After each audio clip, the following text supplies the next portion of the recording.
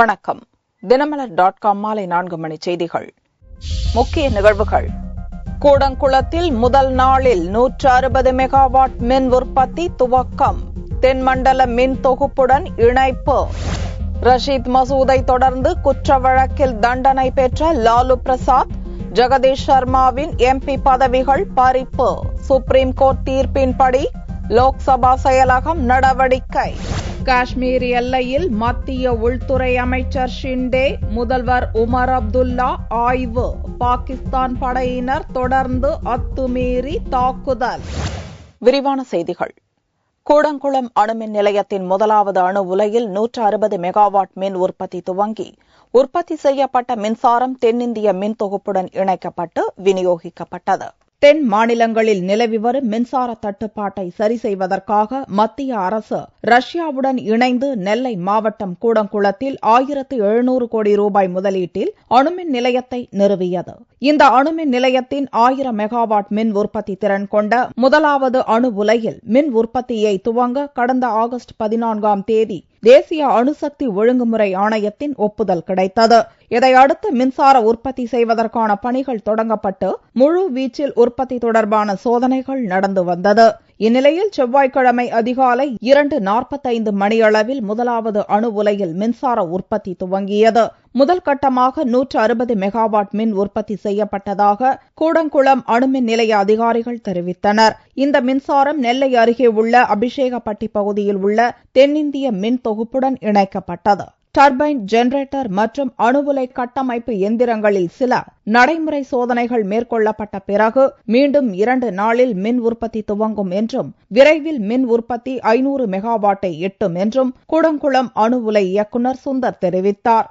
இரண்டாவது அணு உலையில் வரும் மார்ச் மாதத்திலிருந்து மின் உற்பத்தி தொடங்கும் என்றும் அணு உலை அதிகாரிகள் கூறினர். இதனிடையே ரஷ்யாவில் சுற்றுப்பயணம் மேற்கொண்ட பிரதமர் மன்மோகன் சிங் கூடங்குளத்தில் மேலும் 2 அணு உலைகளை ரஷ்யாவுடன் இணைந்து நிறுவுவது குறித்து அந்நாட்டு அதிபர் விளாடிமிர் புதினுடன் பேச்சுவார்த்தை நடத்தினார். கூடங்குளத்தில் 4 அணு உலைகள் அமைக்கப்பட்டால் அதிக மின் உற்பத்தி திறனுடன் கூடிய அணு உலை திட்டமாக கூடங்குளம் உருவெடுக்கும்.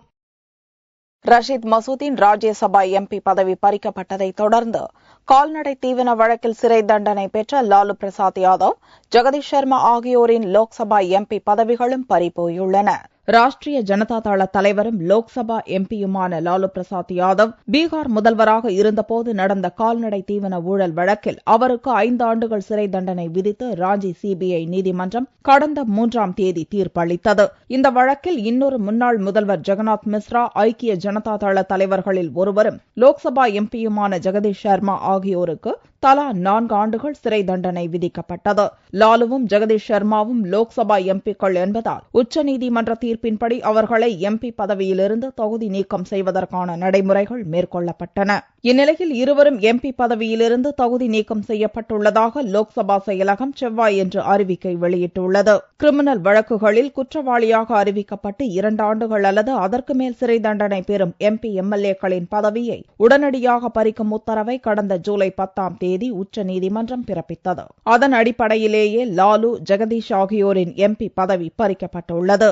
சரண் தொகுதியிலிருந்து MPயான லாலு பிரசாத், ஜஹானாபாத் தொகுதியிலிருந்து MPயான ஜெகதீஷ் சர்மா இருவரும் தற்போது ராஞ்சி பிர்சா முண்டா மத்திய சிறையில் அடைக்கப்பட்டுள்ளனர். இவர்கள் இருவருக்கும் முன்னதாக உத்தரப்பிரதேசத்தைச் சேர்ந்த காங்கிரஸ் மூத்த தலைவர் ரஷீத் மசூதின் ராஜ்யசபா MP பதவியை பறிப்பதற்கான அறிவிக்கையை ராஜ்யசபா பொதுச் செயலர் சும்ஷர் ஷெரீப் திங்களன்று வெளியிட்டார். MBBS சீட் ஒதுக்கீட்டில் நடந்த ஊழல் தொடர்பான வழக்கில் ரஷீத் மசூதுக்கு 4 ஆண்டுகள் சிறை தண்டனையை டெல்லி CBI நீதிமன்றம் இம்மாத துவக்கத்தில் வழங்கியிருந்தது. பாகிஸ்தான் ராணுவத்தின் அத்துமீறல்களுக்கு மத்தியில் காஷ்மீர் எல்லையில் மத்திய உள்துறை அமைச்சர் சுஷில்குமார் ஷிண்டே ஆய்வு மேற்கொண்டார். மத்திய உள்துறை அமைச்சர் சுஷில்குமார் ஷிண்டே காஷ்மீர் மாநிலத்துக்கு செவ்வாயன்று காலை சென்றார். ஜம்மு விமான நிலையத்தில் அவரை காஷ்மீர் முதல்வர் உமர் அப்துல்லா வரவேற்றார். அதைத் தொடர்ந்து சம்பா மாவட்டத்தில் உள்ள எல்லையோர இந்திய முகாம்களுக்கு உமர் அப்துல்லாவுடன் ஹெலிகாப்டரில் சென்ற ஷிண்டே ராணுவ வீரர்களுடன் எல்லை நிலவரம் குறித்து கலந்துரையாடினார். இந்த ஆண்டு எல்லையில் ஊடுருவல்கள், போர் நிறுத்த விதிமீறல்கள் அதிகரித்திருப்பது வருத்தம் அளிக்கிறது என்று அப்போது ஷிண்டே கூறினார். நாட்டை காக்க துணிச்சலுடன் போராடும் ராணுவத்தினரின் சிரமங்களை மத்திய அரசு நன்கு அறிந்துள்ளதாகவும், அவர்களது பிரச்சினைகளை தீர்ப்பதோடு அவர்களுக்கு உறுதுணையாக அரசு என்றும் இருக்கும் என்றும் ஷிண்டே கூறினார். அதன் பிறகு சம்பா ராணுவ தலைமையகத்தில் எல்லை பாதுகாப்பு படை ராணுவ அதிகாரிகளுடன் ஆலோசனை நடத்திய ஷிண்டே சம்பா, ஹீராநகர் பகுதிகளில் அமைந்துள்ள எல்லையோர கிராமங்களுக்கும் சென்று பார்வையிட்டார். எல்லையில் ஷிண்டே ஆய்வு நடத்திய நாளிலும் ஜம்மு மாவட்டத்தில் உள்ள ஆர்எஸ்புரா நகர், அப்துல்லியன் செக்டாரில் உள்ள பல இந்திய முகாம்கள் மீது பாகிஸ்தானிய ராணுவத்தினர் தாக்குதல் நடத்தினர். அதிகாலையில் அத்துமீறிய பாகிஸ்தானிய ராணுவத்தினருக்கு எல்லை பாதுகாப்பு படையினர் பதிலடி கொடுத்தனர். கச்சத்தீவு பகுதியில் மீன்பிடித்துக் கொண்டிருந்த தமிழக மீனவர்கள் மீது இலங்கை கடற்படையினர் மீண்டும் கொலைவெறி தாக்குதல் நடத்தியதோடு படகுகளையும் வலைகளையும் சேதப்படுத்தியுள்ளனர். ராமேஸ்வரத்தில் இருந்து திங்கட்கிழமையன்று 500க்கும் மேற்பட்ட விசைப்படகுகளில் கடலுக்கு மீன்பிடிக்கச் சென்றனர். கச்சத்தீவு பகுதியில் மீன்பிடித்துக் கொண்டிருந்த ராமேஸ்வரம் மீனவர்கள் மீது அங்கு ரோந்து வந்த இலங்கை கடற்படையினர் கூர்மையான ஆயுதங்கள் மற்றும் கற்களை கொண்டு கொலைவெறி தாக்குதல் நடத்தினர். மீனவர்களை விரட்டியடித்ததோடு மீன்கள், ஜிபிஎஸ் கருவிகளை பறித்துக் கொண்டு மீன்பிடி வலைகளையும் விசைப்படகுகளையும் சேதப்படுத்தினர். இலங்கை கடற்படையினரின் இந்த தொடர் அட்டூழியத்தால் ராமேஸ்வரத்தில் மீன்பிடி தொழில் செய்ய முடியாத நிலை ஏற்பட்டுள்ளதாக மீனவர்கள் வேதனை தெரிவித்தனர். ராமேஸ்வரத்திலிருந்து மீன்பிடிக்க போன படகுல எந்த படகையுமே மீன்பிடிக்க விடாம இலங்கை கடற்படை வந்து ஒரு செயின் மாதிரி நேவிகளை நிப்பாட்டி வந்து தடுத்து நிறுத்திருக்காங்க. ஒவ்வொரு படகுலையும் 10,000 முதல் 20,000 ரூபாய் நஷ்டத்தில் படகு பூரா திரும்பி வந்திருக்கு. இது தொடர்ச்சியா நடந்துகிட்டு இருக்கு. இந்த மத்திய மாநில அரசாங்கம் இதை வேடிக்கை பார்த்துக்கிட்டு இருக்காங்க.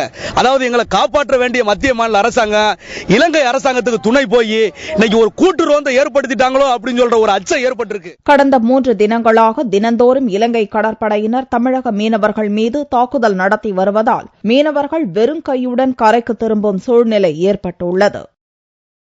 மதுரையில் உள்ள வங்கியில் பெண் ஊழியரிடம் கத்தியை காட்டி மிரட்டி 10 லட்சம் ரூபாய் கொள்ளையடித்தவனை பிடிப்பதில் சிக்கல் நீடித்து வருகிறது. வங்கியில் கண்காணிப்பு கேமரா இல்லாததால் கொள்ளையன் குறித்த எந்த துப்பும் கிடைக்காமல் போலீசார் திணறி வருகின்றனர். மதுரை மகாத்மா காந்தி நகரில் உள்ள கார்ப்பரேஷன் வங்கியில் 7 பெண்கள் உட்பட 10 ஊழியர்கள் பணிபுரிகின்றனர். திங்கட்கிழமை மாலை 5 மணிக்கு பணி முடிந்து வீடு திரும்புவதற்காக மாடிப்படியில் இறங்கி வந்த பானுமதி என்ற பெண் ஊழியரை தடுத்து நிறுத்திய ஒரு முகமூடி மனிதன் அவரின் கத்தியை வைத்து மிரட்டி வங்கிக்குள் அழைத்துச் சென்றான். வங்கி நிர்வாக அதிகாரி திருநாவுக்கரசு மற்றும் மேலாளர் சதீஷிடம் வங்கியில் உள்ள பணத்தை கொடுக்குமாறும், இல்லாவிட்டால் பானுமதியை கொன்றுவிடப் போவதாகவும் மிரட்டினார். பயந்து போன திருநாவுக்கரசு வங்கி பாதுகாப்பு பெட்டகத்தில் இருந்த 10,60,000 ரூபாயை கொள்ளையனிடம் கொடுத்தார். பணத்தை பையில் போட்டுக் கொண்ட கொள்ளையன் பானுமதி உள்ளிட்ட ஊழியர்கள் அனைவரையும் தனி அறையில் வைத்து பூட்டிவிட்டு சென்று விட்டான். இத்தகவல் அறிந்த தென்மண்டல IG Abhaykumar Singh, ASP Sasiraman, DSP Jayaraj வங்கி ஊழியர்களிடம் விசாரணை நடத்தினர். ஸ்டாஃப் வேலை முடித்து திரும்பி செல்லும் பொழுது ஒரு முகமூடி கொள்ளை நபர் உள்ள வந்து அவர்களை கழுத்தில் கத்தி வைத்து மிரட்டி எங்கள் அனைவரையும் ஒரு ரூமில் அனுப்பிவிட்டு பணம் எவ்வளவு இருக்கு என்று கேட்டு இருக்கும் பணத்தை எடுத்துக்கொண்டு சென்று விட்டார். கொள்ளையடிக்கப்பட்ட வங்கியில் முன்னெச்சரிக்கை அலாரம், கண்காணிப்பு கேமரா, பாதுகாவலர் இல்லாததை முன்கூட்டியே நோட்டமிட்டு அறிந்து கொண்ட கொள்ளையன் திட்டமிட்டு இந்த கொள்ளையை நடத்தி இருக்கலாம் என கருதப்படுகிறது. கொள்ளையனை போலீசார் தீவிரமாக தேடி வருகின்றனர்.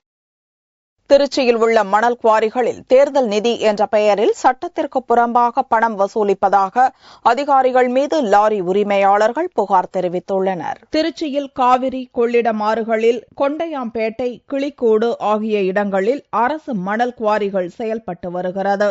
இந்த குவாரிகளில் மணல் அள்ள 2 யூனிட்டிற்கு 630 ரூபாய் என அரசு நிர்ணயித்துள்ளது. ஆனால் குவாரிகளில் உள்ள அரசு அதிகாரிகள் 4,000 ரூபாய் முதல் 6,000 ரூபாய் வசூலிப்பதாகவும், வசூலிக்கப்படும் தொகைக்கு உரிய ரசீது தருவது இல்லை என்றும் புகார் தெரிவித்த மணல் லாரி உரிமையாளர்கள் லோக்சபா தேர்தல் நிதியாக 40 கோடி ரூபாய் தர வேண்டும் என்று கூறி தங்களிடம் கூடுதலாக பணம் வசூலிப்பதாகவும் கூறினர். வந்து 6 பக்கெட் தான் நிர்ணயிச்சிருக்காங்க. இவங்க எக்ஸ்ட்ரா 4 பக்கெட் வந்து இவங்களா போட்டு 10 பக்கெட்னு சொல்லி போட்டு 2500 பிளஸ் வந்து 600 சொல்லி போட்டு அதை வந்து இவங்க 3100 ரூபாய்க்கு விற்கிறாங்க. எங்கள்கிட்ட எதுக்குங்க அது எவ்வளவு ரேட் வாங்குறீங்க கேட்டால் எங்க மேல இடத்துல இருந்து வந்து எங்களுக்கு வந்து ஆர்டர் வந்திருக்கு, இந்த எம்பி எலெக்ஷன் வரதுக்கு 40 கோடி ரூபா நான் உங்களுக்கு கொடுத்தாகணும்.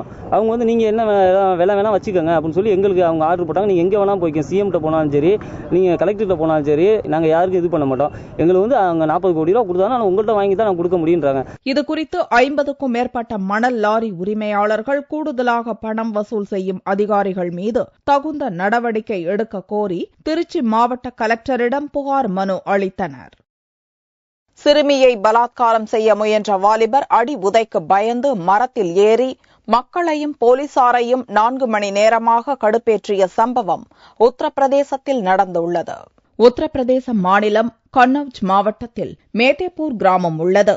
இந்த ஊரைச் சேர்ந்த 14 வயது சிறுமியை அதே பகுதியைச் சேர்ந்த வாலிபர் நைசாக பேசி ஆள் நடமாட்டமில்லாத பகுதிக்கு அழைத்துச் சென்று பலாத்காரம் செய்ய முயன்றான். அப்போது சிறுமி பயங்கரமாக அலற அவ்வழியாக நடந்து சென்ற மூவர் ஓடி வந்தனர். இதனால் கற்பழிப்பு முயற்சியை கைவிட்ட வாலிபர் அடி உதைக்கு பயந்து அருகில் உள்ள பெரிய மரத்தில் ஏறிக்கொண்டான். சிறிது நேரத்தில் ஊர் மக்களும் போலீசாரும் சம்பவ இடத்தில் திரண்டனர்.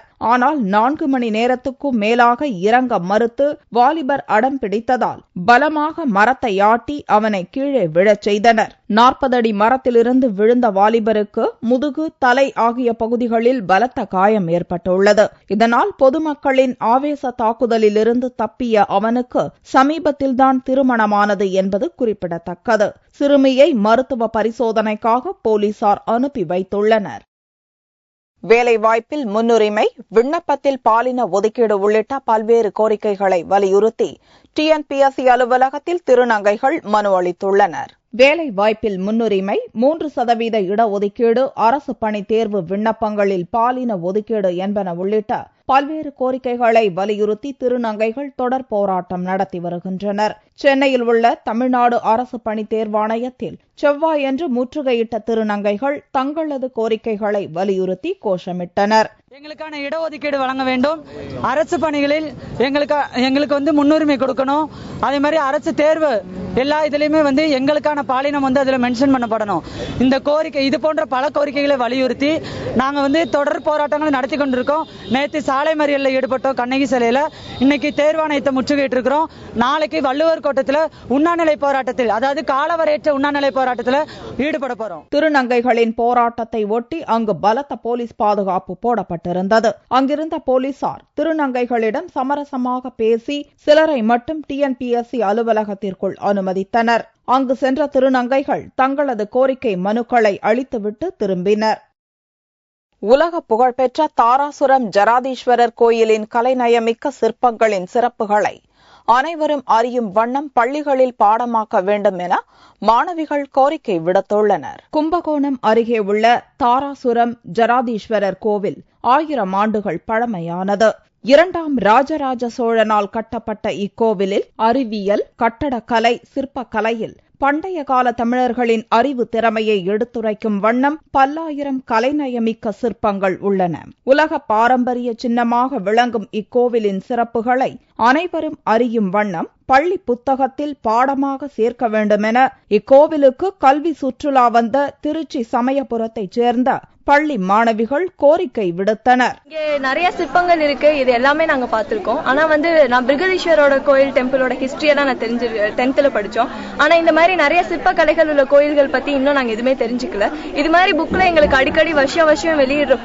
புக்ல இந்த மாதிரி புதுசா ஏதாவது எங்களுக்கு இந்த மாதிரி சிற்ப கலைகள் உள்ள கோயில்கள், இன்னும் நிறைய கலைகள் உள்ள இதெல்லாம் இருக்கு, அதெல்லாம் எங்களுக்கு தெரியப்படுத்தினாங்கன்னா இன்னும் நாங்க ரொம்ப சந்தோஷப்படுவோம். இக்கோவிலில் உள்ள கலைநயமிக்க சிற்பங்களை தினந்தோறும் ஏராளமான உள்நாட்டு, வெளிநாட்டு சுற்றுலா பயணிகள் ரசித்து செல்கின்றனர்.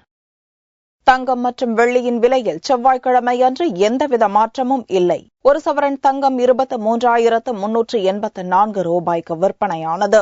1 கிராம் ஆபரண தங்கம் 2,923 ரூபாயாக இருந்தது. வெள்ளி 1 கிராம் 52 ரூபாய் 50 காசுகளுக்கு விற்பனையானது. பார் வெள்ளியின் விலை 49,095 ரூபாயாக இருந்தது.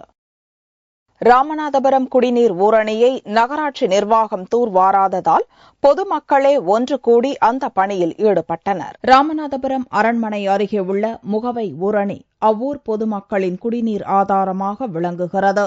ராமநாதபுரத்தைச் சுற்றியுள்ள கிராம மக்களின் குடிநீர் தேவையையும் இது பூர்த்தி செய்து வந்தது.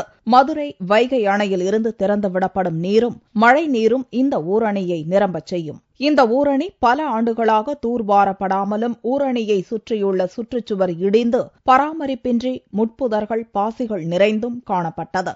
இதுகுறித்து பலமுறை ராமநாதபுரம் நகராட்சி நிர்வாகத்திடம் புகார் அளித்தும் ஊரணியை தூர்வார எந்தவித நடவடிக்கையும் எடுக்கப்படவில்லை. இதையடுத்து ராமநாதபுரம் மற்றும் அதைச் சுற்றியுள்ள பகுதிகளைச் சேர்ந்தோர் ஒன்று கூடி முகவை ஊரணியை தூர்வாரும் பணியை துவக்கியுள்ளனர். இன்னைக்கு நம்ம குடிநீர் தட்டுப்பாடு ஏற்பட்டு கூட்டு குடியிருக்கிறதுக்காகவும் கடல் நீர் குடியிருக்கிறதுக்காக நம்ம வேறு மாற்று நோக்கி போயிட்டு இருக்கோம். அதெல்லாம் தீர்வு. மீண்டும் நாம் எழுந்த ஊரணியை குடிநீருக்காக பயன்படுத்துவதற்காக பல்வேறு அமைப்பினரும் பல்வேறு பிரிவினரும் சமூக பிரிவினரும் சேர்ந்து முதலாக இளைஞர்கள் மாணவர் குழந்தைகள் எல்லாம் சேர்ந்து இந்த நிகழ்ச்சியை முன்னெடுத்து ஒரு முன்னுதாரணமான நிகழ்ச்சியை முன்னெடுத்துட்டு இருக்காங்க. பொதுமக்கள், மகளிர் சுய உதவி குழுக்கள், இளைஞர்கள், பள்ளி கல்லூரி மாணவர்கள், காவல்துறையினர் என அனைவரும் தூர்வாரும் பணியில் ஆர்வமுடன் ஈடுபட்டுள்ளனர். மீண்டும் செய்திகள் இந்திய நேரப்படி இரவு 8 மணிக்கு. வணக்கம்.